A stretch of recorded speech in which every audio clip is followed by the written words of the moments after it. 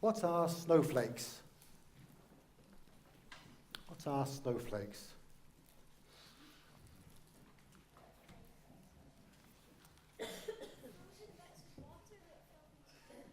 Frozen bits of water that come down, float down. Very good, excellent. Any elaboration on that? It's a good description. Anybody else?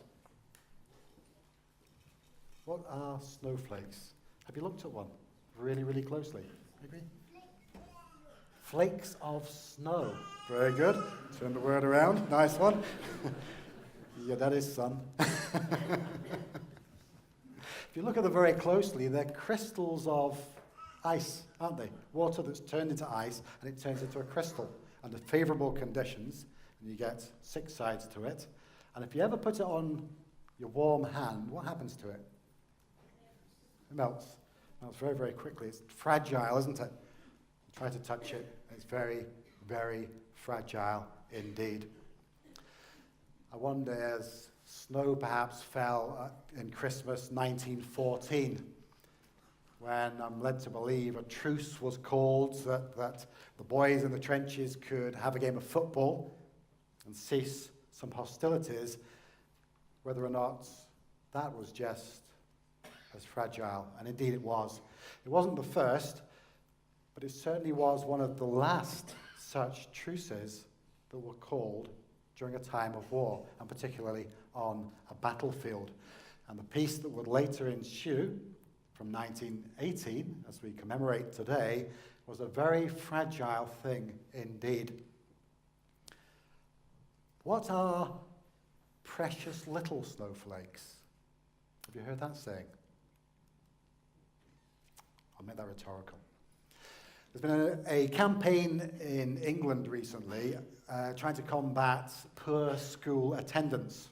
And it's not just truancy, but it's actually parents keeping their children home and off of school. And the campaign has been entitled Get a Grip. And I've got a picture of a hair grip there, perhaps just to take some of the criticism out of the way, but the challenge is there to get a grip and send your kids off to school. So if they've got a wee sniffle, or a headache, or just feeling a little bit miserable, get a grip, get them off to school.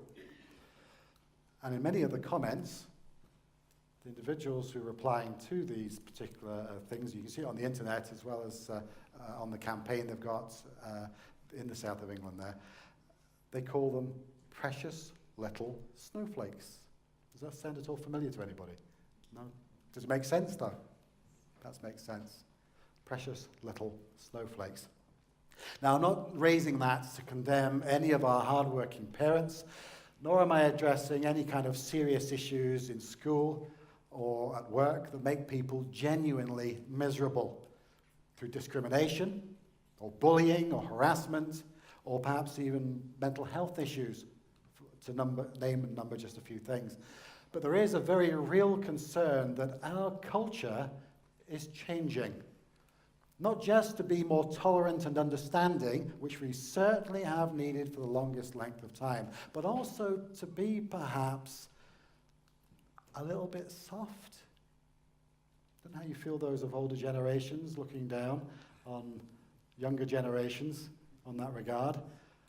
Can I just suggest the older generations looked on you the same way? Every generation does it. Every generation does it.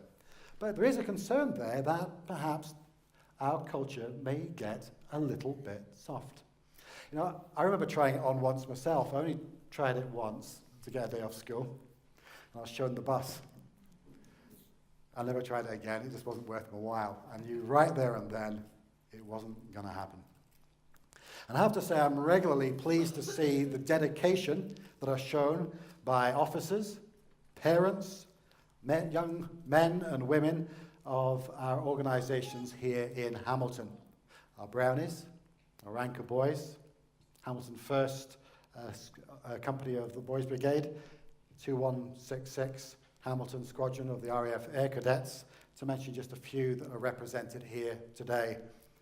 It can take grit and determination as you work hard to train to be better women and men. And that is a lifelong lesson for us all whatever age we might be, young or old.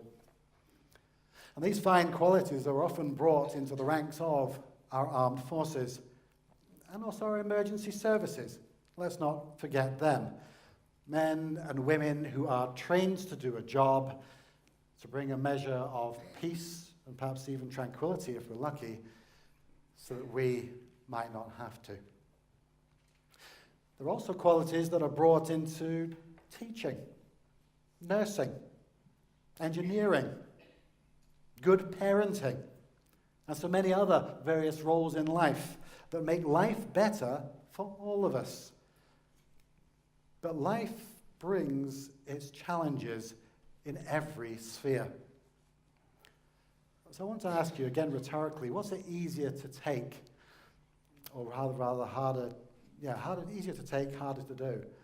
To maybe take a slap and retaliate, or to take a slap and then stare someone down? It isn't difficult to retaliate. It isn't difficult to escalate a situation. That's the easy way out.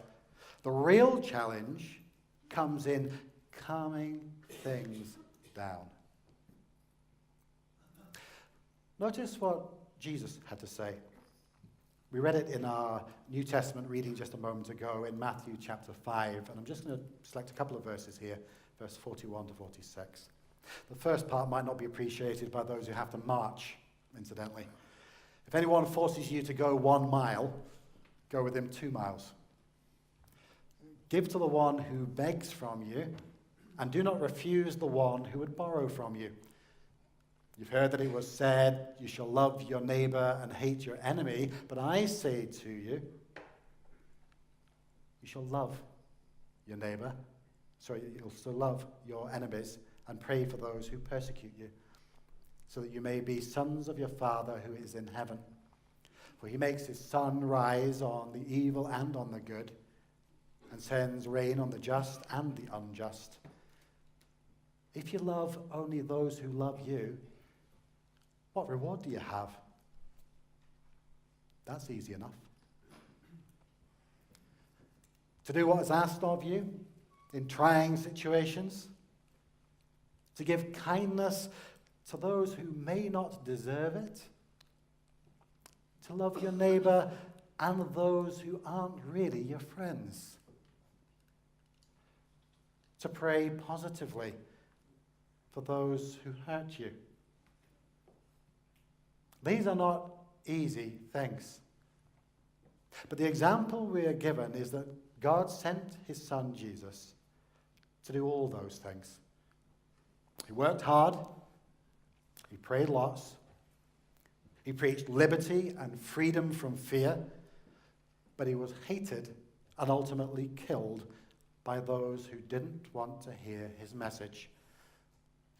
Yet he conquered even death to give us something, someone to have faith in, even in the darkest of times, and to give us an example of how it can be done, even if the ultimate sacrifice has to be paid. Never let it be said that you are precious little snowflakes. You are, however, precious in the eyes of God. And your faith, your dedication to duty, and pursuing peace is a credit to you all, as it has been to generations before. Today, snowflakes may not be falling, but the poppies are falling. Lest we forget. The peace of Christ be with you all. Amen.